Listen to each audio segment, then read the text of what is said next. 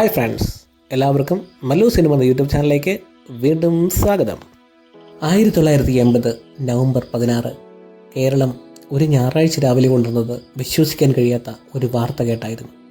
മലയാള സിനിമയിലെ ഏറ്റവും വലിയ താരങ്ങളിൽ ഒരാളായ ജയൻ ഒരു ഹെലികോപ്റ്റർ അപകടത്തിൽ മരിച്ചു.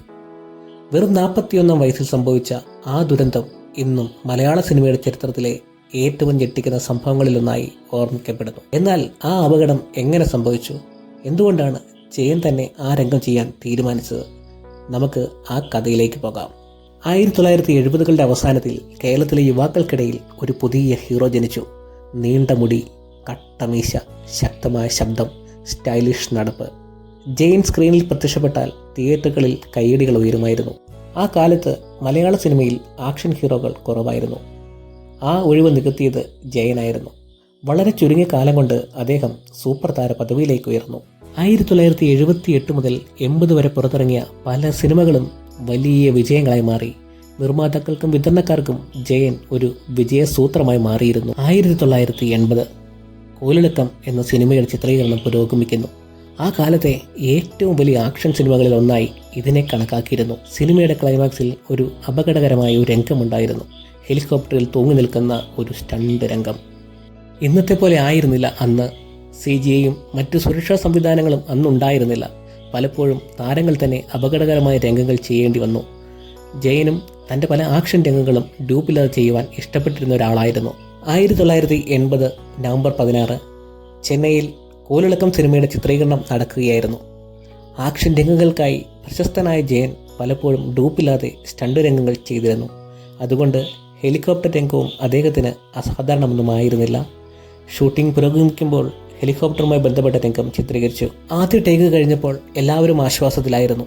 പക്ഷേ കൂടുതൽ മികച്ച ഷോട്ട് വേണമെന്ന തീരുമാനമാണ് പിന്നീട് ദുരന്തത്തിലേക്ക് നയിച്ചത്. നിയന്ത്രണം വിട്ട ഹെലികോപ്റ്റർ താഴേക്ക് പതിച്ചു. അപകടം നടന്നപ്പോൾ ആദ്യം പലർക്കും എന്താണ് നടന്നതെന്ന് മനസ്സിലായിരുന്നില്ല. അപകടത്തിൽ ജയന് ഗുരുതരമായി പരിക്കേറ്റു. ആശുപത്രിയിൽ എത്തിച്ചെങ്കിലും അദ്ദേഹത്തെ രക്ഷിക്കാനായില്ല. ആ വാർത്ത സിനിമാ ലോകത്താകെ പടർന്നു. ആരാധകർക്ക് അത് വിശ്വസിക്കാൻ പോലും കഴിഞ്ഞില്ല. അതെ, നമ്മുടെ ഇഷ്ടതാരം ജയൻ മരണപ്പെട്ടിരിക്കുന്നു. ആ കാലത്ത് സോഷ്യൽ മീഡിയയോ ഇൻ്റർനെറ്റോ ഇല്ലായിരുന്നു. എന്നിട്ടും ആ വാർത്ത മണിക്കൂറുകൾക്കുള്ളിൽ കേരളത്തിൻ്റെ എല്ലാ ഭാഗത്തും എത്തി. ആയിരക്കണക്കിന് ആരാധകരാണ് അവസാനമായി അദ്ദേഹത്തെ കാണാനെത്തിയത്. അദ്ദേഹത്തിൻ്റെ മരണത്തിന് ശേഷം പുറത്തിറങ്ങിയ സിനിമകൾക്ക് വൻ ജനപിന്തുണ ലഭിച്ചു. ജയൻ ഒരു സിനിമാ താരത്തിലുപരി ഒരു ജനപ്രിയ പ്രതിഭാസമായി മാറി. ജയൻ്റെ മരണത്തിന് ശേഷം മലയാള സിനിമയിൽ വലിയൊരു ശൂന്യത രൂപപ്പെട്ടു. നിരവധി സിനിമകൾ അദ്ദേഹത്തെ കേന്ദ്ര കഥാപാത്രമാക്കി ആസൂത്രണം ചെയ്തിരുന്നതായി പറയപ്പെടുന്നു. ആക്ഷൻ സിനിമകളുടെ ദിശ പോലും പിന്നീട് മാറി. ഇന്നും മലയാള സിനിമയിലെ ഏറ്റവും വലിയ ചോദ്യങ്ങളിൽ ഒന്നാണ്, ജയൻ ജീവിച്ചിരുന്നെങ്കിൽ എന്താകുമായിരുന്നു?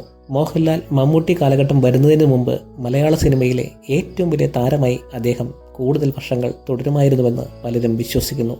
വെറും 41 വയസ്സിൽ അവസാനിച്ച ഒരു ജീവിതം. പക്ഷേ ഇന്നും മലയാളികളുടെ മനസ്സിൽ ജീവിക്കുന്ന ഒരു പേര്, ജയൻ.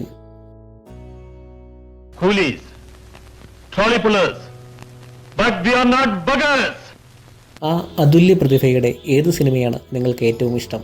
അദ്ദേഹം ജീവിച്ചിരുന്നുവെങ്കിൽ മലയാള സിനിമയുടെ ചരിത്രം മാറുമായിരുന്നു. നിങ്ങളുടെ അഭിപ്രായം കമൻറ്റിൽ എഴുതൂ.